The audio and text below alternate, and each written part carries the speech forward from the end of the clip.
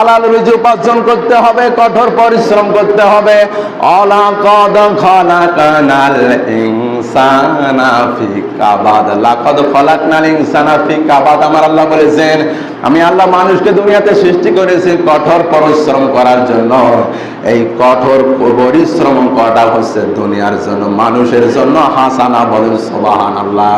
আমার আল্লাহর নবী আজ থেকে ১৫০০ বছর পূর্বে ঘোষণা দিয়ে দিয়েছেন, আল কাসিবু হাবিবুল্লাহ, যারা হাতে কর্ম করে উপার্জন করে খায় এরা হচ্ছে আল্লাহর ওলি, বন্ধু। বলেন সুবহানাল্লাহ।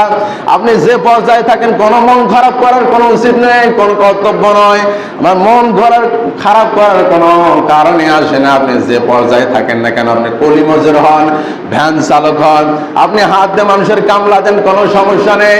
আপনি হালাল খেয়ে, ভর্তা ভাত খেয়ে যদি আল্লাহর সন্তুষ্টির লক্ষ্য যদি ইবাদত করেন, আপনি ইবাদত করতে দেরি আমার আল্লাহর নিকট কবুল হতে দেরি হবে না। বলেন সুবহানাল্লাহ। আর যদি আপনি কোটিপতি হন আর আল্লাহর যদি আপনি হারাম কিছু খেয়ে, হারাম রিজিক খেয়ে যদি আল্লাহর ঘরে কিয়ামত পর্যন্ত হায়াত পেয়ে যদি আপনি হজ করেন, যাকাত দেন, আপনি যদি 4 বার তাবলিগে যান, এগুলো করলে 100 বারও করলেও আপনার কিছুই কবুল হচ্ছে না, হবে না। কথা বলেন ঠিক কিনা? এই জন্য আমার মুসলমান বিন্দু ভাইয়ের, আমরা যে পর্যায়ে থাকি না কেন, অবশ্যই হালাল রুজি রোজগার করতে হবে। কথা বলেন ঠিক কিনা?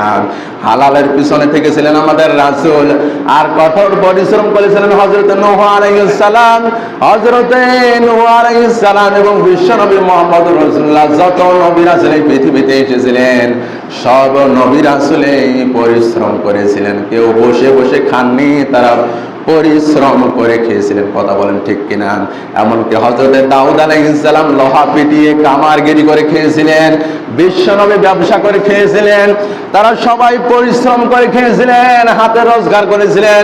আমরা বাংলাদেশের 16 কোটি মানুষ যদি আমরা নিজের হাত দিয়ে যদি কর্ম করে খেতে পারতাম, অবশ্যই অন্য দেশের কাছে আমাদেরকে হাত পাতানো প্রয়োজন হতো না। কথা বলেন ঠিক কিনা?